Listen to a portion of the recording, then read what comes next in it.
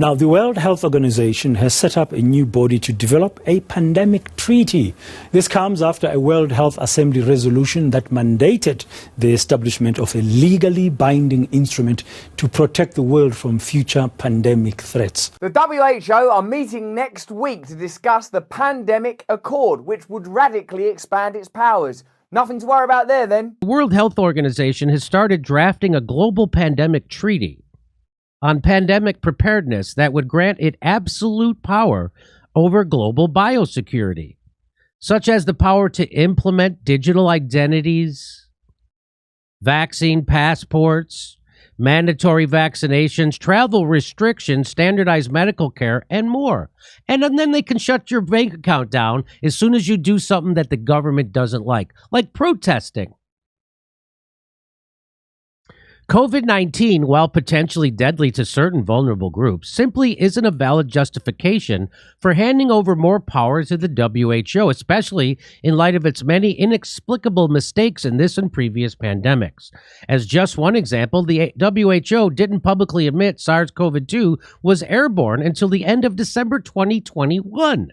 Yet scientists knew the virus was airborne within weeks of the pandemic being declared.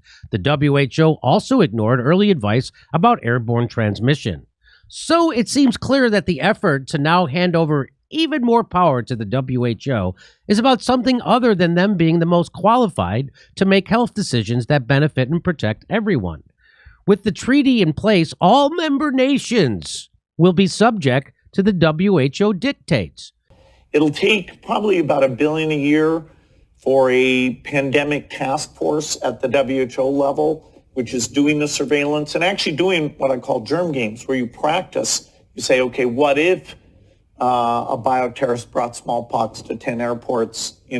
How would the world respond to that? I want a global surveillance team to spot future pandemics and then to enact lockdowns. And I want the WHO, who I fund, to be in charge of it all. Except it's not me that wants that, it's Bill Gates. So there's even less to worry about. A team of international experts ranging from epidemiologists to computer modelers should be created to quickly identify global health threats and improve coordination between countries, Bill Gates has said, warning that greater investment is needed to avoid another pandemic. As long as you've got total trust in your government and the agencies, non-elected agencies, I offer you, that will be in charge of this process, everything should be just fine. But who will those governments be? Who runs those governments, and who will those non-government, non-elected agencies that make those decisions be? It'll be the WHO. Who funds the WHO? Oh, well, here's a wacky old coincidence. It's Bill Gates. Of course, Gates is also the largest funder of the WHO when you combine the donations from both his foundation and Gavi, the Vaccine Alliance. This and other relationships speak volumes about the corruption still ruling the WHO. So the FDA super corrupt, CDC super corrupt, and the WHO super corrupt. But we should listen to them when it comes to everything. And if I don't, YouTube will take my channel down. Over the past decade, the world's richest man has become the World Health Organization's second biggest donor, second only to the United States and just above the United Kingdom. The United States, biggest, most powerful country in the world. Then Bill Gates, a bloke who's good at computers. Third, England and history and the empire and everything. He's right between those two things. Sorry, United Kingdom. This largesse gives him an outsized influence over its agenda, do you reckon? That could grow as the US and the UK threaten to cut funding if the agency doesn't make a better investment case. The result, say his critics, is that Gates' priorities have become the WHO's. Interesting theory. Rather than focusing on strengthening healthcare in poor countries, that would help in their view to contain future outbreaks like the Ebola epidemic, the agency spends a disproportionate amount of its resources on projects with the measurable outcomes Gates prefers. This team will be made up of thousands of disease experts under the WHO's purview, and will monitor nations and decide when they need to suspend civil liberties, force populations to wear masks, and close borders, the Countersignal reports. Another clue about what the WHO intends to do with more power comes from its primary funder, Bill Gates. Did you know Bill Gates is the primary funder of the WHO? Is he a doctor? Is he a doctor? He's a college dropout. This is the Pfizer CEO, Albert Bourla, and he explains Pfizer's new tech to Davos crowd.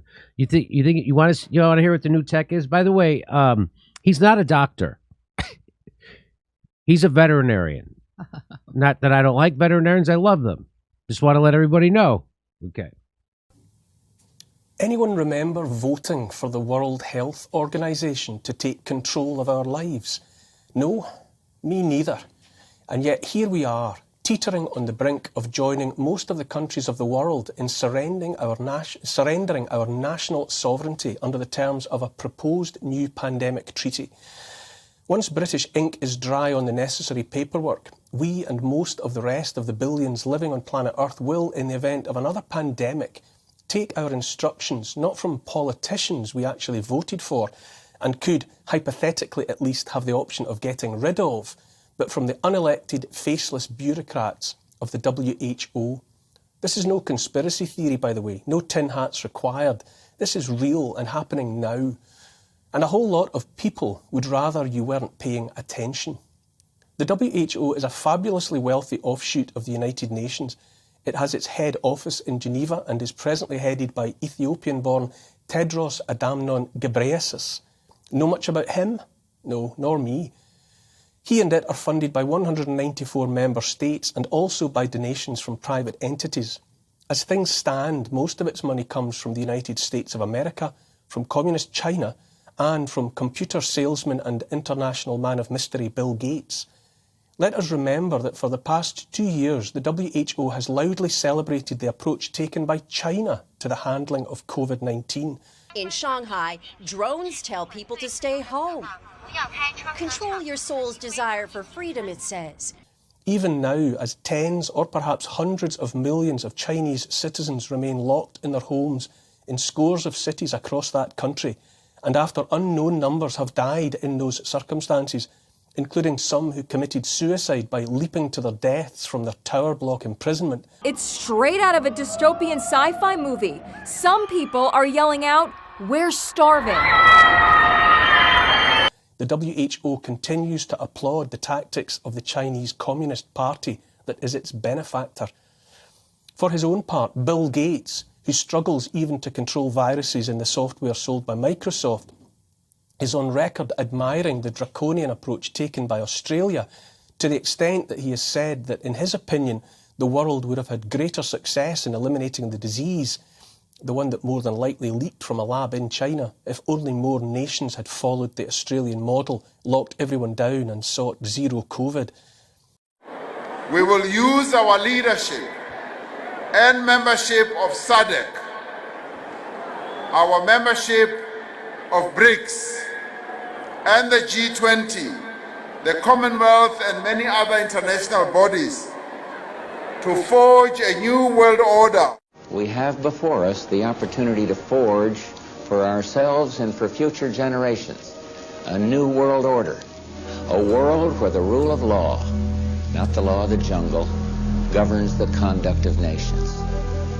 When we are successful, and we will be, we have a real chance at this new world order, an order in which a credible United Nations can use its peacekeeping role to fulfill the promise and vision of the UN's founders.